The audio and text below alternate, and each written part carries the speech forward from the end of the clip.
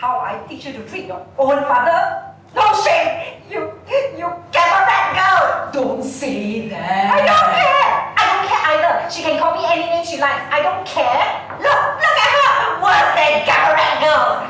Well, it's you who brought me up. I slapped you! Shut up your mouth on you! I teach you good! Look, now, calm down everyone. Calm down. We're getting nowhere like this.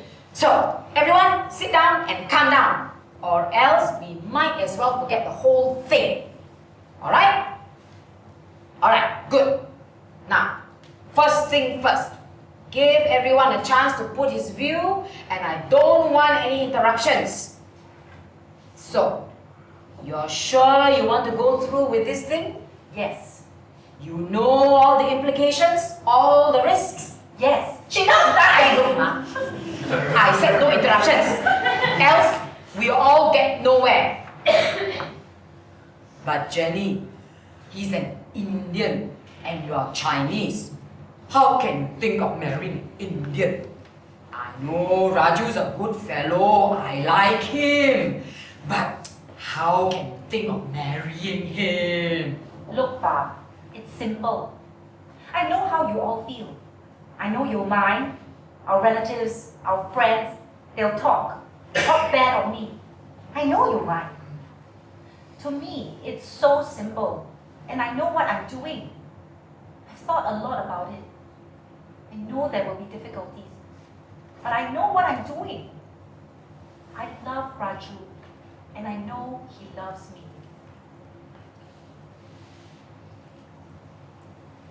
According to CJWL Week, I quote, "The arts can and should contribute towards a larger social, cultural consciousness, but arts practitioners should be cautious in presenting indisputable, authentic truths in their narratives. As has been seen, authenticity is the very problem that besets Singaporeans." End quote.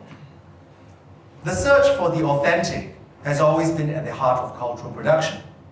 From the production of blues, country and folk music, tourism and art, the desire for authenticity occupies a central position in contemporary culture. Whether in our search for selfhood, leisure experience, or in our material purchases, we search for the real, the genuine. These terms are not, however, descriptive, but must be situated and defined by audiences. The Singapore theatre field, more than most local sites of cultural production, has been engaged in a consistent search for Singaporean voices and identity, and serves as a crucial counterpoint of authenticity making to the state-sponsored attempts from above. The contemporary theatre, from Chinese, Malay, and Tamil language, have layered the theatre field with a complex cultural politics that reflects the demographic characteristics of modern society.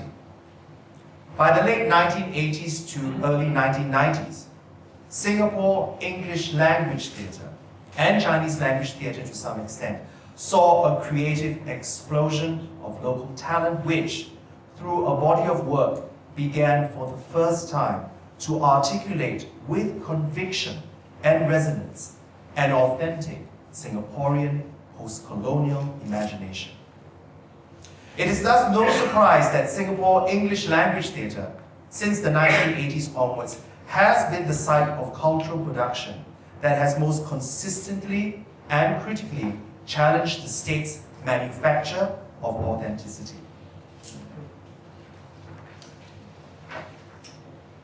I will read the part of Qing Mei.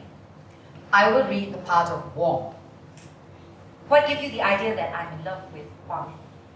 I know, my dear sister. Human psychology is my business, you know. And I know all about that funny white slip business too. He told me himself. That man is madly in love with you.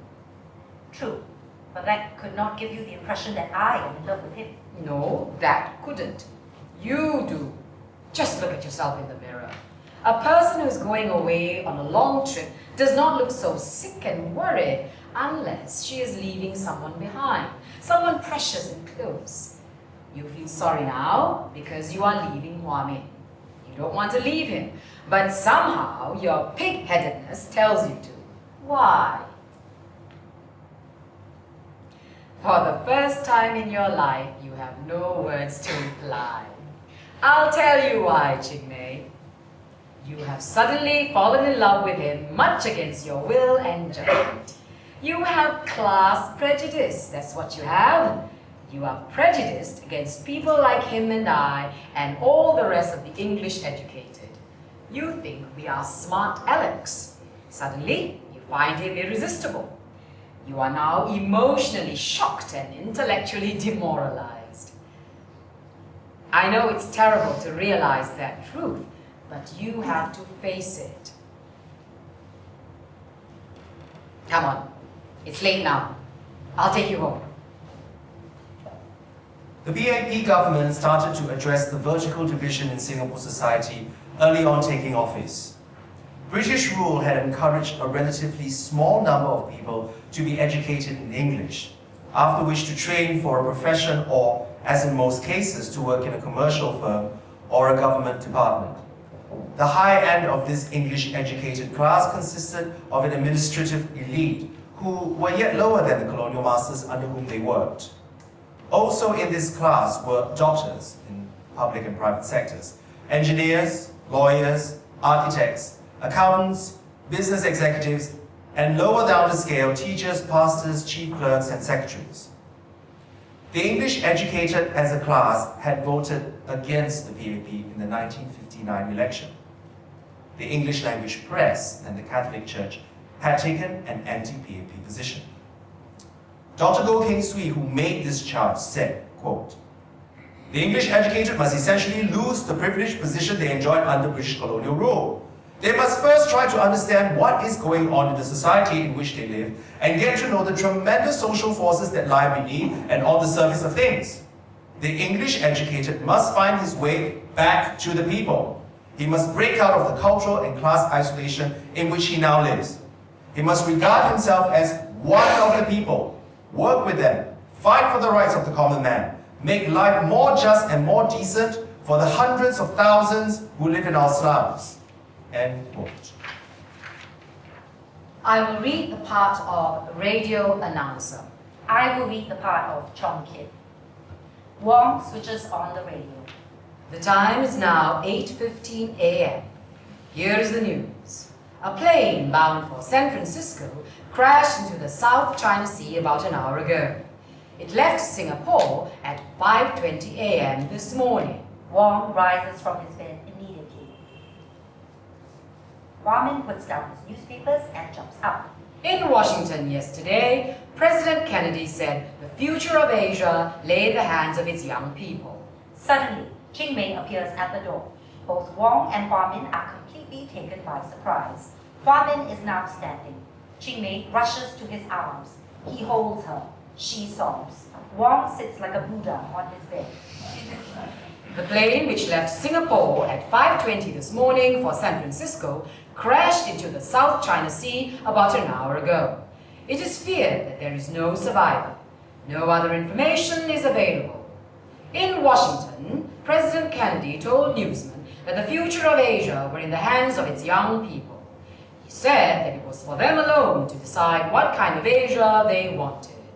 He added that their future lay in the sorting out of their values and inner conflicts. Wong switches off the radio, goes under his blanket, and covers himself completely, whilst the lovers still clasp each other in disbelief.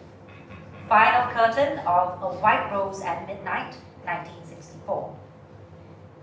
Chong Kit is left alone. Sharp girl that.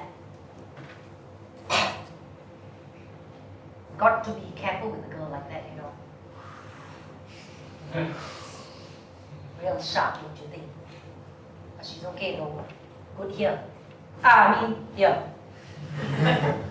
Not many like her, you think? A lot like her and care enough to find out. Really, once you get to know someone like that, get to know someone real close, you realize that someone is human too, like your own bastard bloody self. You know what I mean?